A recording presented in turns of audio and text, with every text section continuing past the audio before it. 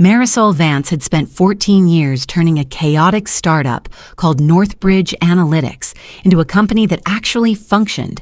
And she did it from a windowless office nobody remembered existed until something broke. On the Tuesday, everything changed. She was standing near the vending machines when Trent Callahan, the founder's newly appointed nephew and self-declared chief vision officer, climbed onto a break room chair, pointed a protein shake at her, and announced to 40 stunned employees that she was being let go that very minute for being an anchor on a rocket ship. Nobody moved, not even the intern refilling the coffee pot. And Marisol simply set down her badge, her parking pass, and a small brass key ring on the counter before saying, "You'll want to keep that ring somewhere safe," in a voice so calm it unsettled the room more than any shouting could have. Trent smirked, scooped up the keys like a trophy, and told the crowd that Northbridge was finally shedding dead weight, blissfully unaware that half of what he was holding didn't unlock doors at all, but authenticated systems that kept the entire company's compliance, vendor, and security infrastructure legally alive. Trent hadn't clawed his way up from anywhere. He'd been dropped into the executive suite the moment his uncle, company founder Desmond Callahan, took an abrupt wellness sabbatical in the mountains, and the board had accepted him mostly because arguing with a Callahan felt like arguing with the weather. Within his first month, Trent renamed the open floor plan a collision zone, fired the beloved office archivist for being a museum exhibit, and started referring to himself in the third person during meetings, as in, Trent doesn't do micromanagement, Trent does macro momentum. Marisol had watched all of this unfold from her cubicle with the detached interest of someone reading a weather report about a storm she already knew was coming for her specifically. She drove home that afternoon without turning on the radio, parked in her narrow driveway beside the crooked mailbox post she'd never bothered to fix, and sat at her kitchen table with her rescue cat Ferris, winding figure eights around her ankles. It wasn't sadness that settled over her exactly, but something colder and more clarifying. The recognition that a company she had quietly held together with 14 years of unglamorous diligence had just been handed to a man who thought compliance audit was the name of a boutique gym.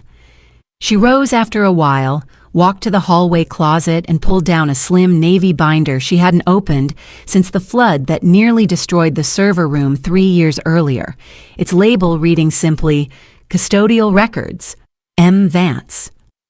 Inside that binder was the quiet architecture of an entire company, her name listed as the sole registered custodian on federal tax filings, vendor security contracts, data hosting agreements, and the biometric access framework protecting Northbridge's core servers, a designation she'd accepted 5 years earlier when Desmond had slid a pen across his desk and said he needed someone who understood both the circuitry and the paperwork.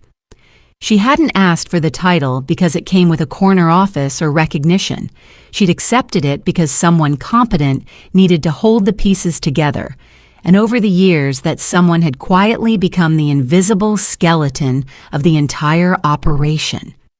That night, with a glass of red wine and Ferris asleep on the binder's cover, she made 3 calm, unemotional phone calls to longtime vendor contacts, informing each one that she was no longer authorized to approve anything on Northbridge's behalf,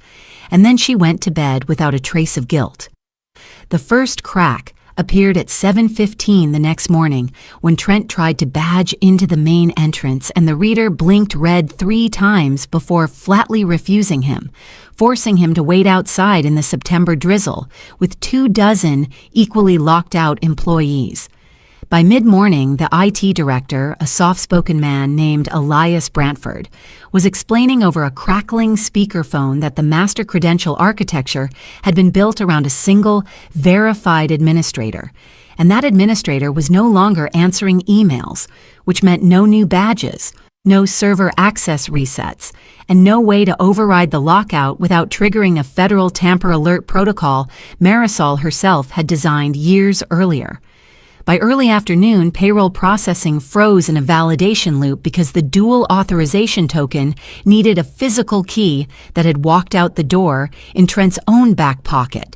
And the finance director, a sharp-eyed woman named Priya Osei, informed him bluntly that the issuing authority listed Marisol as the sole renewal contact. Vendors began flagging Northbridge's account as compliance unresolved one after another. A shipment of critical server components got frozen at the loading dock, and somewhere in the West Wing, the backup HVAC system malfunctioned and locked the entire floor at 91 degrees, prompting one exhausted HR coordinator to mutter to no one in particular that they had perhaps fired the only person who understood how the building actually worked. 3 weeks later, Marisol sat in the glass-walled office of a firm called Ridgeline Strategic Partners, across from a sharp, amused chief operating officer named Yolanda Marsh, who tapped Marisol's resume and said she'd been trying to understand for a decade how Northbridge had run so smoothly despite its founder's chaos.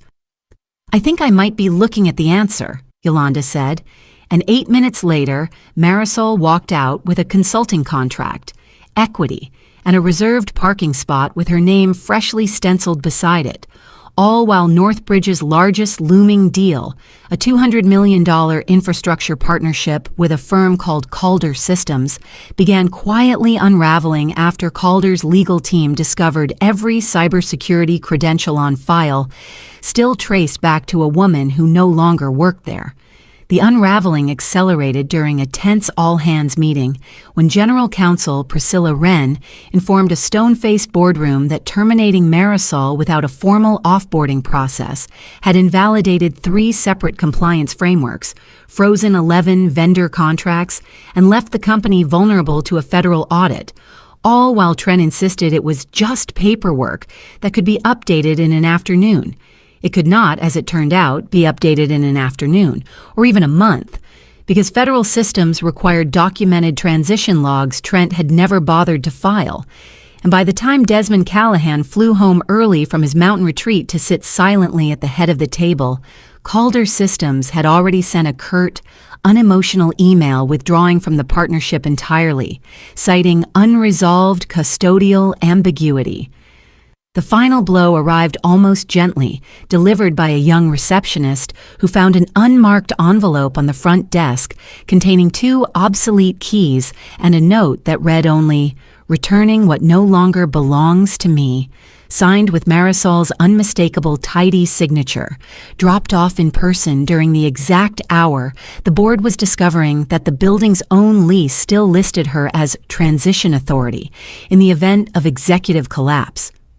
Desmond read the clause twice, looked at his nephew with an expression that had nothing warm left in it, and asked the only question that mattered by then, which was how a company worth hundreds of millions of dollars had allowed its entire legal foundation to rest on the goodwill of one woman nobody had thought to properly thank, let alone protect, before discarding her on a whim. Marisol never gloated, never leaked a document, never sent a single vindictive email, because she understood something Trent never had time to learn. That true institutional power rarely announces itself with a title or a corner office. It simply waits quietly in the paperwork until someone forgets it's there. From her new office across the street, coffee in hand, she watched Northbridge's glass tower dim, floor by floor, as contracts dissolved and clients quietly migrated to Ridgeline instead.